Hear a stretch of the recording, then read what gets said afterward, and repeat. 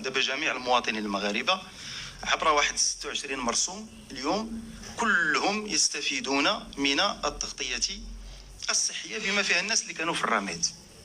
دابا الان غندخلوا للمرحله الثانيه في سنه 2023، هي السنه ديال صرف التعويضات العائليه لمن لذاك 7 مليون فاصلة 5 على ما اعتقد طفل، وذاك 3.5 الاسر التي توجد في وضعيه هشاشه.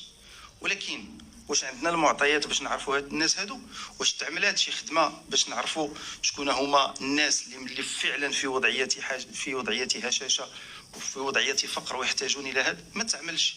الحكومه تشتغل على هذا الورش، منين غادي يكمل في نهايه السنه ان شاء الله، وهذا الشيء عبرت عليه، غادي يكون واحد الدعم الذي سوف يخصص بشكل مباشر لهذه الاسر وهذه العائلات اللي متفق معك تحتاج الى دعم اكبر.